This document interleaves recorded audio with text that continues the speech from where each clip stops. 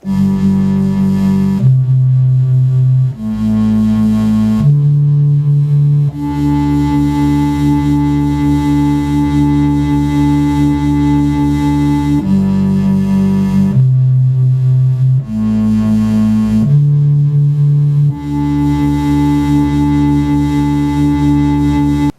this is far from a simple patch, and it gives a very subtle modulation, as you heard just now. Let's see how we put it together. We have 3 oscillators, all hooked up to the pitch, of course, and we are using the triangle on the 8-foot range. We're using the sawtooth on the 16-foot range, and over here we're using the triangle on the 32-foot range, and they're all tuned as best we can get them. Okay, now we're going to take these 3 oscillators and we're going to mix them, and they're all pretty much mixed there, as you can see in the video. We just need to record the 3 mixing settings. We've got channel 1 at 2.4, channel 2 at 1.6, and channel 3 at 1.2. And channel 1 is connected to the 8-foot triangle. Channel 2 is connected to the 32-foot triangle, and channel 3 is connected to the 16-foot sawtooth. Okay, so we take that mixed waveform output and we put it into a multiple. Okay? And the multiple goes 3 places. Our mixed waveform goes to 2 state variable filter signal inputs. So we're feeding it into 2 state variable filters, and we're feeding 1 direct to a second 4-channel mixer. But we turned out not to use this direct mix in the final analysis, so you don't need that extra patch cable from the one mixer through the multiple to the other. So let us now focus on our 2 state variable filters. We are using the notch output in both cases, and we're feeding the notch output to input 1 and 2 of our second 4-channel mixer.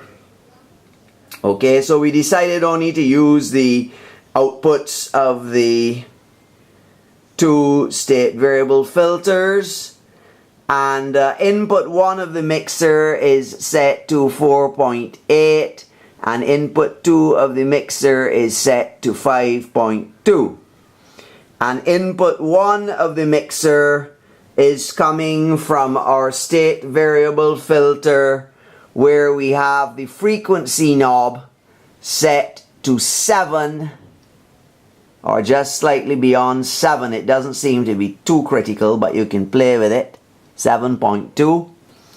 And the second input of our 4-channel mixer is coming from the second state variable filter, where we have our frequency input set to 2.2. Okay, you see it there, the frequency input set to 2.2.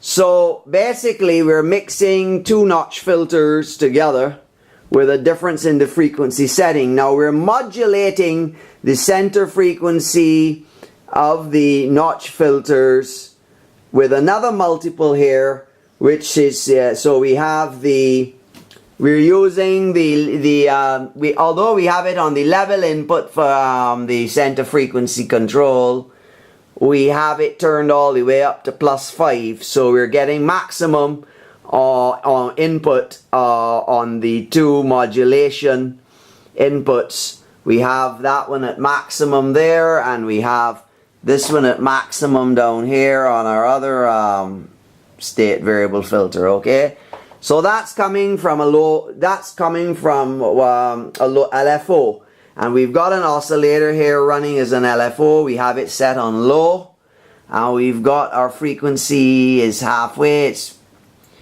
pretty much in the normal tuning mode, as you can see there in the video. And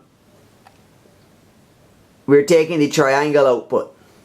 So we're just driving the center frequencies of the notch filters, the 2 notch filters, from the triangle input. And we've got that set to 5. And that's producing that strange modulation pattern that you heard in that bass line. Now it seems to be more effective in the bass line than it is if you were trying to play leads through it, because since it's a subtle modulation effect, it's very tempo related, so you can change the tempo of the modulation somewhat by twiddling with the center frequencies of the state variable filters as well as your LFO frequency. So you can probably get quite a few variations of that subtle modulation, but as I said, I think you will find that it tends to work better with slow bass lines than a fast lead. And I wasn't particularly impressed by raising the frequency of the LFO, because all I found it did was create a sort of distorted warble, which you might or might not like. Anyhow, that's it for today with the patching, and thank you for watching, and we are going to bring you many more patches in time. See you in the next video.